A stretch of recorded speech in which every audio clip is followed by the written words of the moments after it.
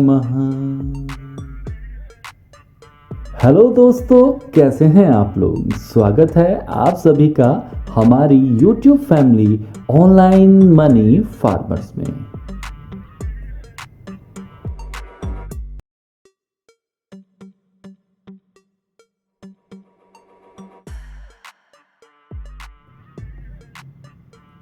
दोस्तों, अब हम बात करेंगे कि निफ्टी में अगले वीक में किस तरीके के मूव्स आने की संभावना है, और साथ ही ये बात भी करेंगे कि इंट्राडे के अंदर निफ्टी में किस प्रकार की मूवमेंट हो सकती है। सबसे पहले निफ्टी को जानने के लिए हमें निफ्टी का वीकली चार्ट देखना बहुत ही ज़रूरी है। अब निफ्टी के वीकली चार्ट में जो आप देख पा रहे हैं, यहाँ पर क्लियर है कि जो बाज़ार है वो अपने एक ट्रेंडिंग चैनल के अंदर मूव कर रहा है, जिसके अंदर वो अप एंड डाउन्स क्रिएट कर रहा है।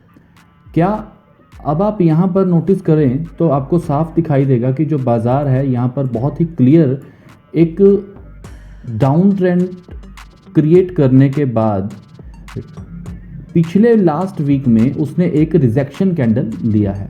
अब जो ये रिजेक्शन कैंडल है, इसकी जो फॉर्मेशन है वो कुछ इस प्रकार हुई है। अगर आप इस कैंडल के बारे में जानते हैं तो बहुत ही खूब, अगर आप नहीं जानते हैं तो मैं आपको बता दूं कि इसको हम हैंगिंग मैन कैंडल कहते हैं।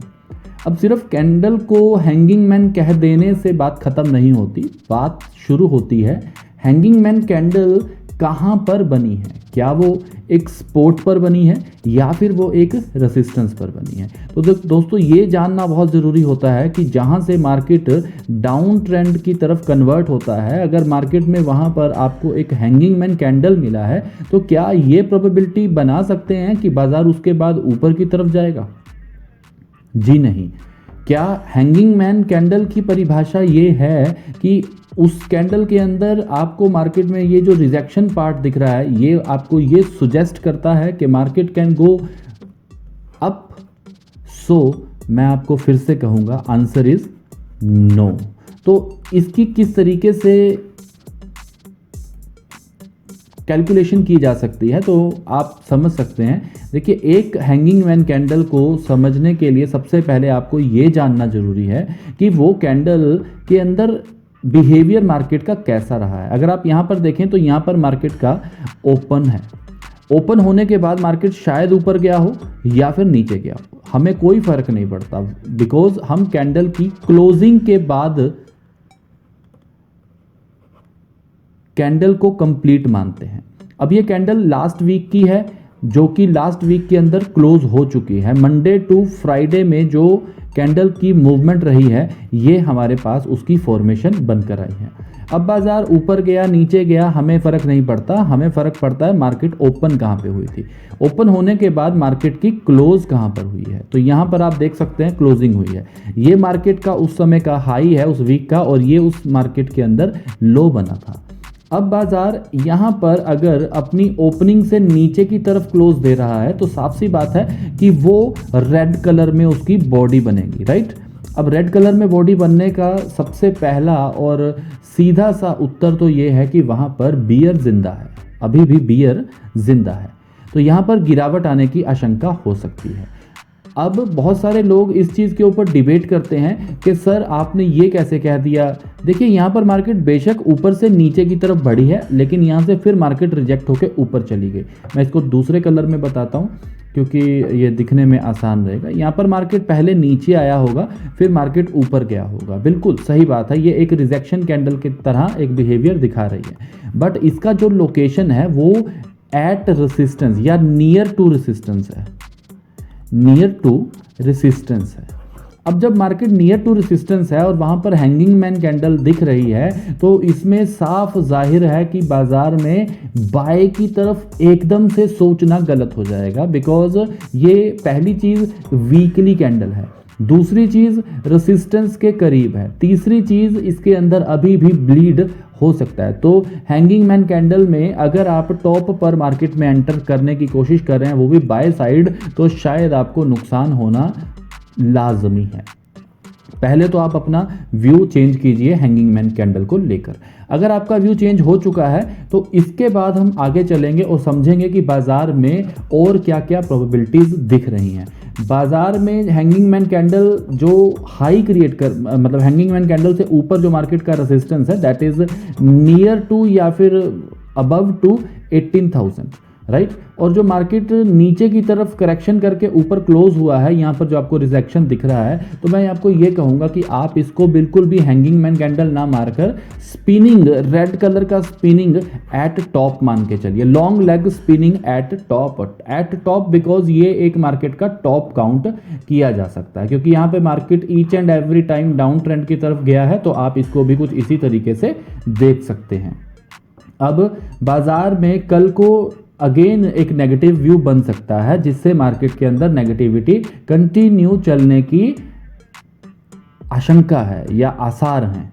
तो मैं आपको ये कह देता हूं कि बाजार में जो निफ्टी का लॉन्ग व्यू है वो रेजिस्टेंस नियर बाय होने के चक्कर में और हैंगिंग मैन कैंडल के बाद लोगों को मार्केट अट्रैक्ट करता है बाय करने के लिए। फ्राइडे को बहुत सारे लोगों ने शायद इसी चीज़ को देखकर बाइंग पॉजिटिविटी की तरफ देखा होगा, लेकिन उनको मंडे को इसका रिजल्ट बहुत ही भयानक देखने को मिलेगा। अब क्या हो सकता है, इंट्राडे या डेली पैटर्न में मार्केट का क्या मूव है उसको जानने की कोशिश करते हैं। चलिए नेक्स्ट स्लाइड जो है हमारी वो रहेगी डेली चार्ट की। अब डेली चार्ट में हम मार्केट को समझने की कोशिश करते हैं। यहाँ पर आप देखिए ये एक रेंज है मार्केट का जहाँ से मार्केट नेगेटिव हुआ, यही बॉर्डर आपका आगे आ रहा है यहाँ पर, ठीक है। इसके अंदर आपको एक 17,763 के पास मार्केट दिख रहा है हाई में, और एक नीचे की तरफ लो है जो कि 17,376 रुपए का लो बना हुआ है। फिलहाल के लिए आप सिर्फ ये आइडिया लेके चलिए, आप इनको राउंड फिगर में ले सकते हैं, 75 ले सकते हैं इसके लास्ट में, यहाँ पर आप 60 या 65 भी ले सकते हैं, कोई दिक्कत नहीं है। अब बाजार एक इम्पल्स कर रहा है, फिर एक बुलिश कंप्लीट करने के बाद फिर से करेक्शन करके डाउन की तरफ नेगेटिव व्यू क्रिएट कर रहा है। तो यहाँ पर भी अगर आप नोटिस करें तो बाजार में एक डाउन ट्रेंड आने की पूरी संभावना बनी हुई है।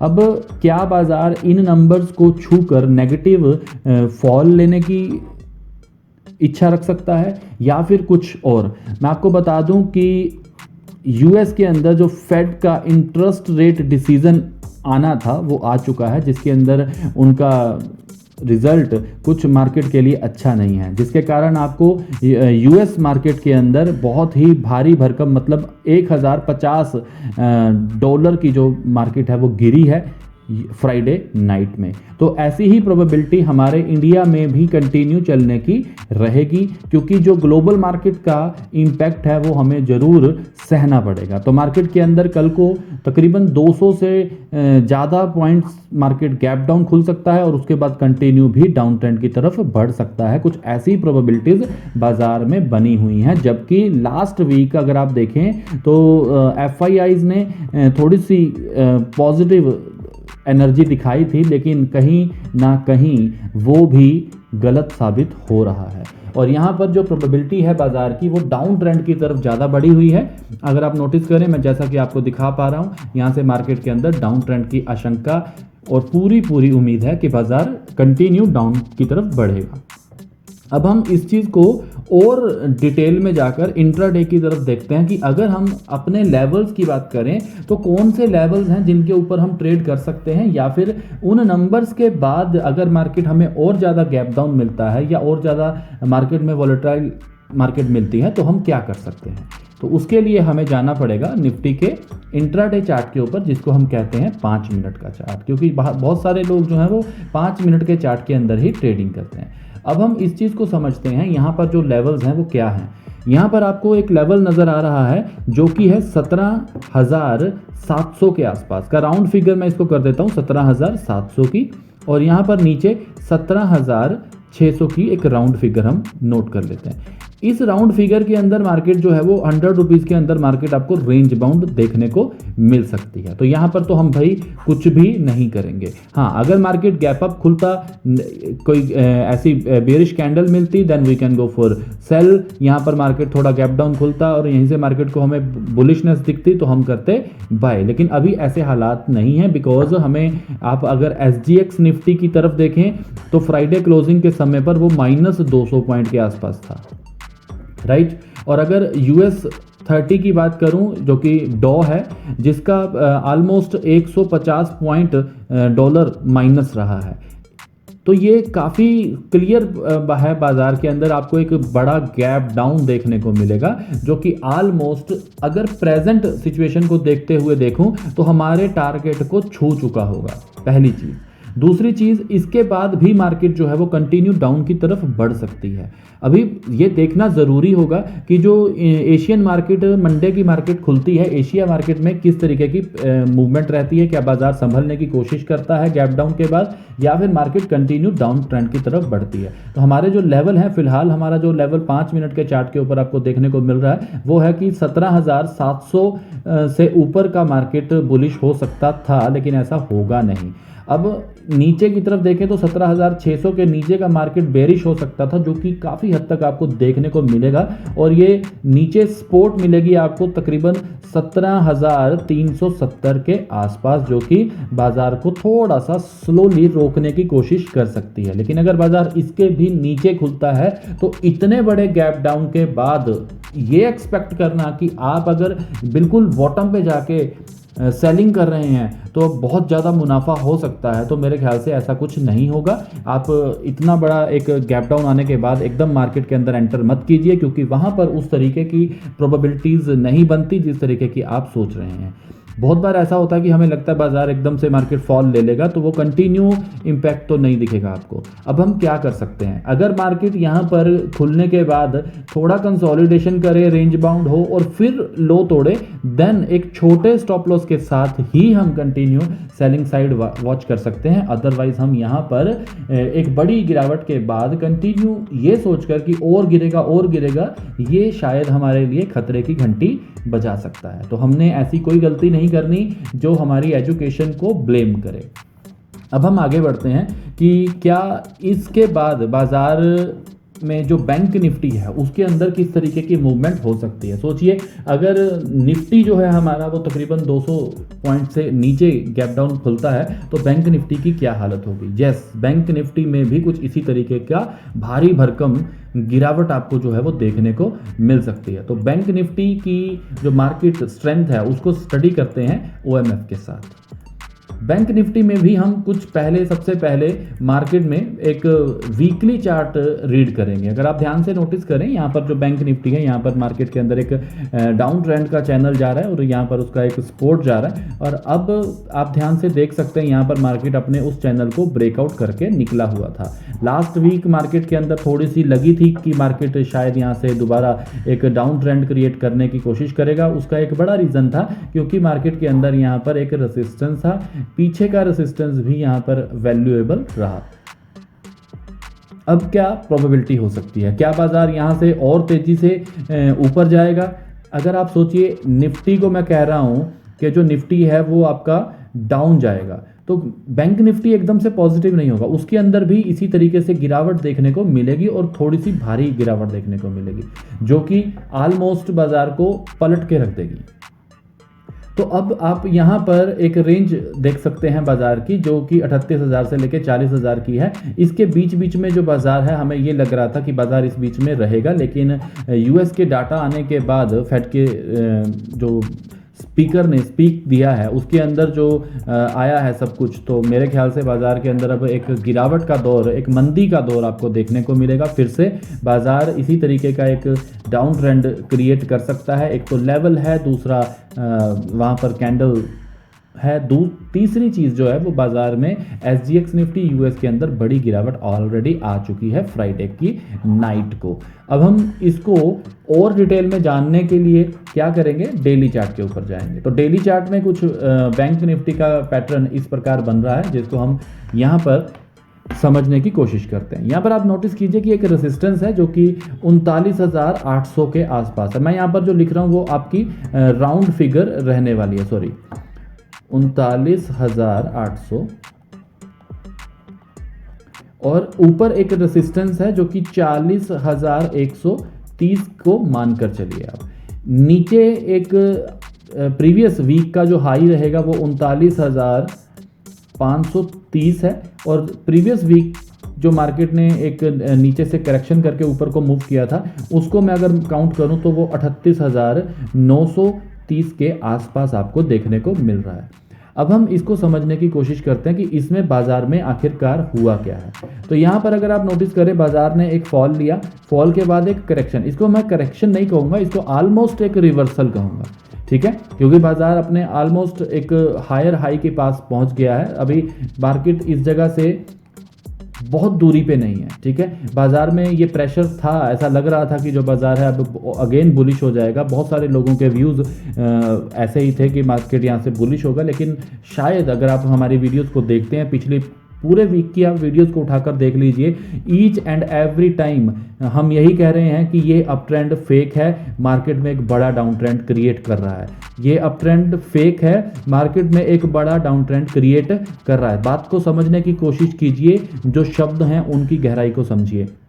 मार्केट एक फेक अप ट्रेंड में है और एक बड़े डाउन ट्रेंड को क्रिएट करने में लगा हुआ है, ठीक है। तो ये चीज़ जो आपको अब मंडे को देखने को मिलेगी, वो हम पहले से दोहराते आ रहे हैं। मतलब इस वीक में भी वही था, इसी वीक में भी वही था, अब इस वीक में तो और भी नीचे जाने की पूरी मार्केट की ताकत देखने को मिलेगी। अब इसको हम और अंडरस्टैंडिंग बनाने के लिए क्या करते हैं, इसके नंबर्स को कैलकुलेट करते हैं। जैसे 39,530, 38,930 के पास जो बाजार है, इसके अंदर मार्केट का एक रेंज बाउंड सिचुएशन होने की संभावना थी, पर ऐसा अब शायद नहीं होगा, क्योंकि मार्केट थोड़ा गैप डाउन खुलेगी और उसके बाद मार्केट में कंटिन्यू बैंकिंग सेक्टर जो है वो कंटिन्यू डाउन ट्रेंड की तरफ बढ़ सकता है।